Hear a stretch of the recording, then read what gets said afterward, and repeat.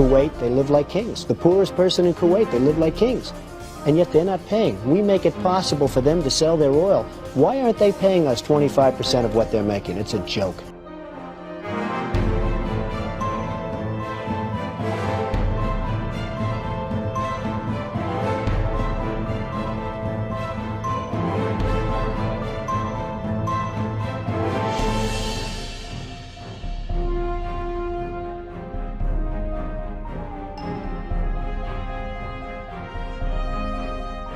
Why didn't we say, we want 50% of your oil forever, or we're not letting you go back in?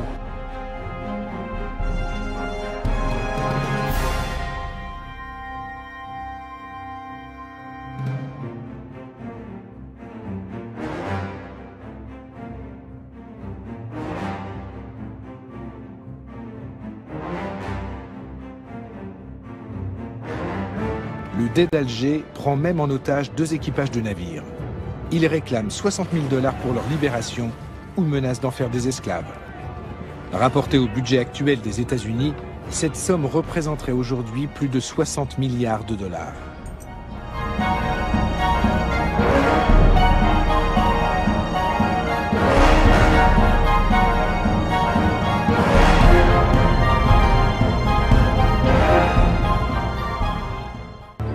Nous les avons achetés. L'Amérique a conclu avec Alger un traité de paix. Un tribut de plusieurs millions de dollars qu'on leur verse, chaque année. Une somme de l'ordre de 20% des recettes de l'État. Il y a longtemps qu'on aurait dû investir cet argent dans des forces de frappe militaires puissantes. C'est bien vrai, ça. 20%, rendez-vous compte.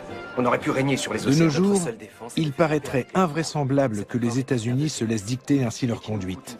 Mais même pour la jeune République, l'humiliation est cuisante.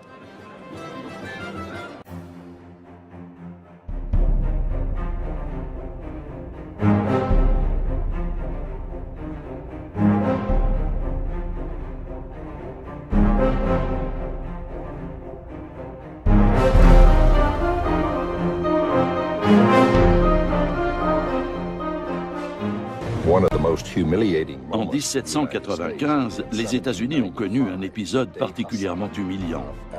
Le Dey Hassan, le régent d'Alger, a exigé que les Américains lui construisent un navire au lieu de lui verser un tribut en espèces sonnantes et trébuchantes. Il devait livrer à Alger une frégate d'une quarantaine de canons doublés de cuivre. Le président George Washington a écrit qu'il en avait été extrêmement mortifié. Mais les États-Unis étaient faibles à cette époque, et le président a jugé que son pays n'avait pas d'autre choix que de s'exécuter. Il savait pourtant bien qu'avec ce navire de guerre, les Algériens captureraient de nouveaux vaisseaux marchands américains et européens. Les Américains sont piqués au vif par tant d'impertinence et décident de construire des navires encore plus rapides, conçus pour durer. En somme, meilleurs que ceux des corsaires. Les États-Unis veulent ainsi mettre fin aux conditions humiliantes du traité de paix et d'amitié qui les lie à Alger.